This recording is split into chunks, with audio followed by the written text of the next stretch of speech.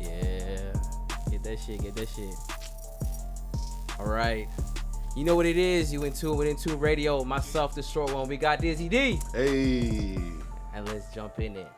So, back with the show. Let's just jump through these. Not super fast, but with the proper respect and whatnot. All right. This past weekend was pretty shitty overall in the black community. Not even mentioning the last person that was shot by the cops, because that's becoming a fucking regular thing, unfortunately. It's almost like a theme. But Friday, I was chilling, saw this scrolling on, where was I? I think I was scrolling on Instagram, and I just saw this post. It was like, Chadwick Boseman dies at 43 from colon cancer. I was like, the big homie, our I'm Black like, Panther. what the fuck? Because, you know, like, I follow a lot of pages, so, like, some, like, even NBA pages, they make up, like, stories just for goofs and shit, like, shits and giggles. So I saw it, and I'm like, nah. I jumped over to Twitter, because fuck Twitter, but Twitter gets the information, like, right there quick. Yeah. So I went there, and then everybody's starting to, like, slowly see people start freaking out, and then I was just like, okay, maybe did I miss where it was like made known that this man had cancer? Then it was like he had cancer for 4 years. So basically, the whole time we've seen him on screen, yeah, he's been battling colon Yeah, I heard cancer. about that. He's been battling with it. This is a really hard thing. So, rest in peace, Chadwick Boseman. Shout out Black Panther. Ooh, Wakanda forever. Wakanda forever. Who should? Okay, do you think they should replace the Black Panther, or I saw two theories thrown out that I actually think are pretty interesting. Okay. Make Shuri the new Black Panther, which is actually something that happened in the comic books. Yep. Or bring Killmonger back from the dead, make him Black Panther. But I put my vote for Shuri because, hey, she's technically the most smartest person in the whole MCU. Fucking dope.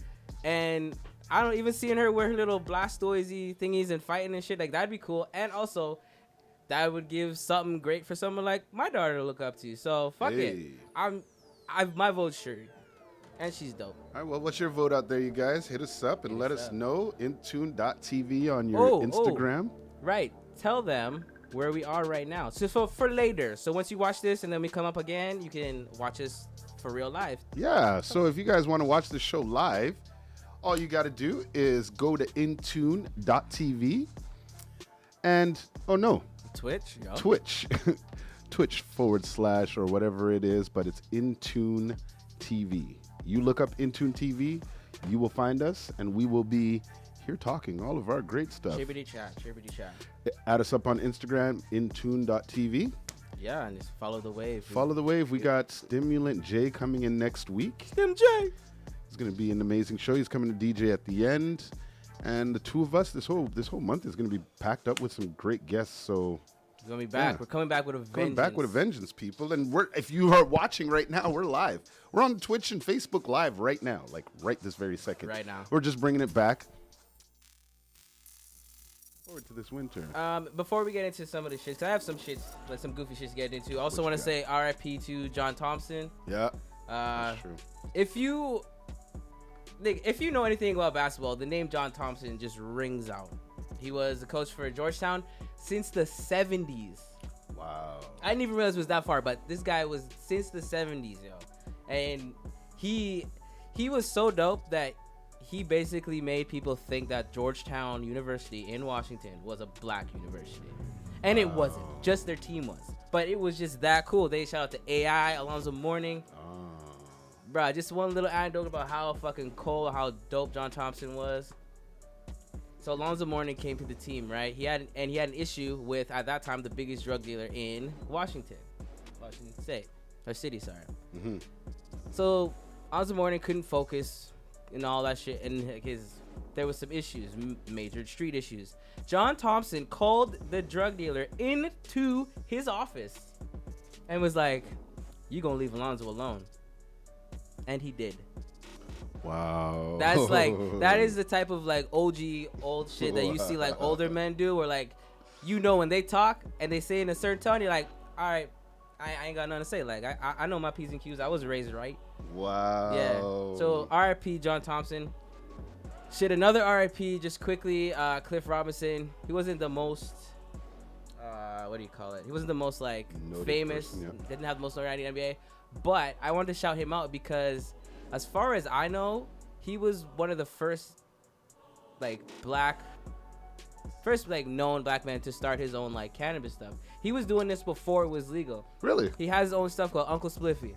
Hey. He was doing it before Al Harrington and Steve Jack and all them jumped into it. Clifford Robinson was one of the first ones to do it. Got that. Joke. Yeah, so shout out to him, R.I.P. Damn, we got a lot of people going away this year. Yeah, this all happened this weekend. What? Okay. That was a lot of sad shit. It was. I don't really feel like talking about protests right now. But I want to talk about something that people are protesting. What's that? That is Adele's Bantu braids. Or Bantu knots, sorry. Adele got some... Do you have this picture? You haven't seen it? No, guy, I've been on an island with no internet. Bruh, it's been horrible. Bruh. I mean, the experience was great, but there's no internet. Yeah, cut off from the world. Life without internet is not It's not the wave. No. I mean, it is sometimes, but not all the time. Okay, so Nottingham Hill Carnival is the Caribbean Carnival in the UK, in London. So everybody goes, everybody has a good time, wind their waist, do all that kind of shit. Adele posted a picture of her, excuse me, Rona, with, she had a Jamaican flag bikini top on, feathers, and it was funny because on Twitter there was two camps. And it was actually like I could tell who and what. There was the American black people who were like, "What is she doing? This is a cultural appropriation, ray, all that stuff." Exactly what it is. Nah, stop. All the Jamaicans and shit were like, "All right." They're like, "Okay," and really, they weren't even hating. no, because we don't care. It's not because okay. Let's do this again. For all you hoteps and people that read one think piece and think you're smart and woke now, let me tell you what actual cultural appropriation is. Actually, I'll give you an example. Say my sister went to school with cornrows in. Mm-hmm. Teachers are like, "What is this? This is some gang shit. Take your hair out or go home." That happens in the States quite often. That's true. Quite often. Now, when you open up Vogue magazine, and in their fall fashion, the new crave, and for everybody listening, I'm doing air quotes, the new crave is cornrows. And this is now fashioned as high fashion. And now people, shout out the Kardashians, went on. Now they're rocking it and it's cool. And they're making money off of it. Whereas the people who started doing it just because they get shit on. Yeah. That is cultural appropriation. Yeah. Where you take something where people get shit on, you take it, and because you're white, then you can make money off it. Kind of like what white people were doing with the cannabis industry. But anyway, that's neither here nor there. That's not here nor there. But that's what culture is. Learn something. Was just it's a little bit. But like, let's put it this way. If we went to, have you ever been to the Caribbean Days Festival here? No, actually. Oh, wow. Okay, yeah. So you can go there and you'll see white girls in bikinis with a flag, or they're holding a flag, or they have their hair braided. And guess what they're doing? Dancing and having a great fucking time. Mm-hmm. They're just living their life. That's not cultural appropriation. Because they're with us. They're dancing, having a great time. They're not going out and being like, "Yo, let me sell you this fucking..." No, they're not appropriate in that sense. Yeah. So that's what Adele is a very big named artist. And anyone else who would do that to their hair, they'd get a lot of flack for it, right? Well, she is getting a lot of flack for it. Well, then. But I'm saying I think you missed the mark on this one. She's not saying, "Yo, look at my new hair. If you want this hair, go to this link." No, she's not. She literally just put shout out to it was basically like, "Yo, this is the weekend where Nottingham Carnival should be. Shout out to that. We miss it." And like, honestly, if you went on like UK Twitter, so many people were doing it because this was the weekend for it. It's like their Labor Day. We should bring in a female and have the conversation with her about this, because I kind of want to know what they think about what Adele having Bantu braids in their head. Actually, you know what? We're going to get a female in here right away and have that conversation. I want to know what y'all think. Even if you're online right now, let me know what you think about Adele having Bantu braids. But comments below. Besides all that shit, the picture is just fucking hilarious. I mean, she's in a Jamaican flag bikini. It is so fucking like, besides, because I'm a weirdo, so like I will get through all the hard shit. Mm-hmm. But after all that, I just want to make some jokes. Facts. And if you zoom in on Adele's eyes, you can see the pain. And that pain is from having someone you don't know that well pull your fucking forehead all the way to the back of your skull because them shits is tight. You just looked at the picture. Tell me that shit don't look tight. Wow. Like, that looks like she just got that fresh Botox because that is like pulling all the hair follicles out of her head. She does not look like she knows what she's doing right now. So, speaking of this quarantine, a whole lot of shit's been happening over quarantine. We're slowly coming back in Vancouver. Seeing shit's opening up. SkyTrains, you have to wear a mask. Yep. Some stuff's kind of open, some stuff's kind of closing. Fuck you, Drum Circle, closing our shit again. But somebody who had the most amazing rise and fall, all in quarantine. Wazoo. He's the reason why I have to deal with fucking short jokes for this whole summer. Bro, you gotta deal with short jokes. No. I could fight back, but when they're like, they're like, yo, look at this shit. I had to take it. I couldn't even say nothing. Motherfucking Tory Lanez. Okay, so I've been waiting to have this discussion on this show. Motherfucking Tory Lanez. I've been waiting to talk about this on this show, and it's. What parts do you want to talk about? I mean, first and foremost, that was like his best friend for a minute there. Okay. They were rolling deep. So if you don't know, Tory Lanez, Canadian. Oh, no, hold on. Oh, sorry. Let me do that. Because I said it's a rise and fall. It's a a rise and fall. So The Rise, Quarantine Radio. I'm sure you heard of it. That shit was lit. I'd be sitting in my bathroom, banging out my boats, drinking, sipping, watching him wild out. It was good times. It was good times. Quarantine. And then he managed to buy himself out, or he got himself out of all the contracts, and he was independent, putting money straight in his pocket, putting his kids as EPs on projects so they would always have money. Yep. And then one night, the night seemed like it was going great because we saw a little Instagram live, Meg, Kylie, Tory. It seemed like Tory was pissing off Meg if you actually watch that because he was getting annoying, which happens. You do annoy the girl you're with from time to time. Sometimes on purpose. Sometimes on purpose. Shit happens. Well, they leave that house party to go home, one would think. And the next thing you know, the next day, we see video. Actually, first you see Tory and Meg arrested. You're like, what? Yep. Then you see Tory and Meg, or Tory arrested, Meg assaulted. You're like, wait, what? And then the videos start coming out of her walking backwards. And the first they were grainy, but the better resolution one came out, and you can see every time she put her foot down, blood. There was a fucking spot, and I was like, ooh. Then it was Meg. Somebody shot a gun and the glass cut Meg. Then it was somebody shot Meg. Nope. And everybody was like, who is it? Who could it possibly be? Even though, I mean, so it took until Meg was holding it down and she came out and was like, yo, this nigga shot me. Everybody insulting me. You gotta know I've been abused here. Yeah, which is true. Like, she got shot. So let's now take that. Actually, no, the reason why she came out and said that is because you kind of started seeing a lot of things come out being like, oh, it was a fight. Meg was hitting him. Meg was verbally attacking him, violated him. Yep. And I'm like, this is okay. I'll just jump into my shit and then I'll let you go ham. Go. My thing is, I've been violated by a woman. I'm short too. I believe I was talking to you about this when it happened. I was like, I think this is what happened. Okay. I'm short too. And guess what? Especially me, I'm weird. I enjoy a taller female. Like, I enjoy legs wrapping around my whole neck and all kind of shit. Let's keep going. So, when you're fighting, you know what? Sometimes she might put her middle finger on your forehead and be like, you short motherfucker. That's never happened to me, but that could happen.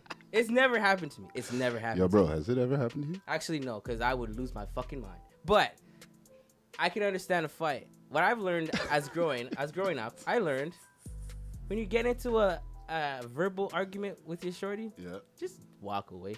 Like, for real. Like, what's the point? You gonna scream, she gonna scream, and then you gonna both be sitting there looking at each other stupid. And especially if you like one of those people who like blackout get mad and just be saying dumb shit, that ain't cool. So anyways, my thing was, no matter what she could have said, the fact that she was out the vehicle and my man's was like, oh yeah, pop, pop, pop.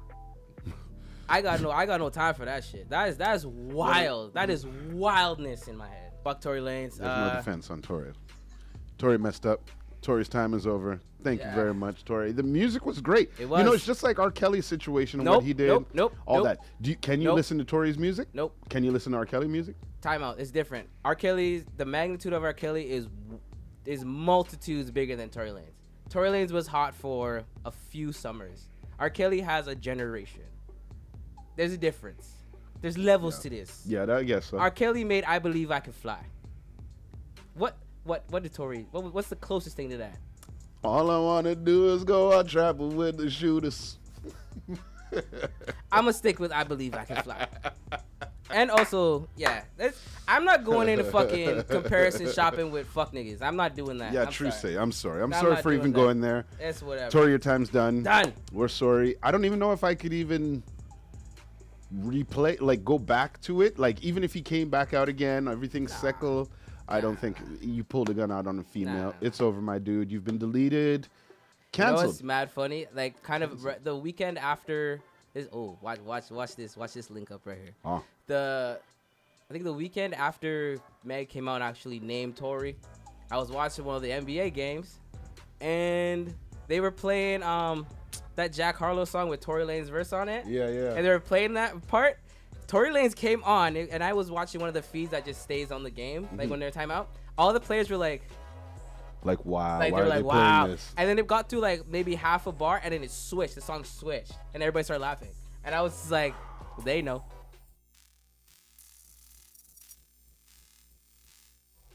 Anyways, speaking of the NBA, welcome back. Yes, we got the NBA back. They are playing. Pew pew pew. Bing. Kind of on the NBA, a little bit more serious. What did you feel about them stopping for 3 days? Because of the whole. Because of everything that happened with James Blake and when James Costa Blake. getting shot seven times in his fucking back in front of his children. Oh, time out. This is kind of really pressing, but you know what one of the worst parts of that story is? What's that? It was one of his kids' birthday. So for the rest of this fucking kid's life, guess what he's gonna remember on his birthday? Guess what he's gonna remember on his birthday? Oh, I just watched my dad get shot in the back 7 times. One of the biggest things that pisses me off about that whole situation is they're like, but he didn't die though. Like this isn't an Instagram meme. Bruh. That wasn't the intention. Let's put this clearly. Come here. Talk. It was not the police's intention to keep that man alive. He survived. Yep. That's all I wanted to say. It was, bro, I've been seeing some wild shit because some people are like, yo, well, he had a knife in his glove box. Yeah, they found that after. Yeah. So, and it was in the glove compartment, which is the passenger side, which is not where he was going. Was he registered? No, a knife. Oh, Yeah, not a gun, a knife. So I'm like, what? Anyways. 7 times. Anyway, so so they did they boycotted the game for 3 days. They did a strike for 3 days. How did I feel about it? I felt very good about it. Why did I feel good about it? Because they didn't follow suit when Kaepernick did it, but Kaepernick opened up the doors to make sure people do more affirmative action when moments like this happens. So, for every time you kill, for every time you abuse, the industry's shutting off on you. And that is that. And I'm very happy about that. What about you? Yeah, I had no issues with it. I was like, dope. Fuck this. Like, y'all don't want to be there.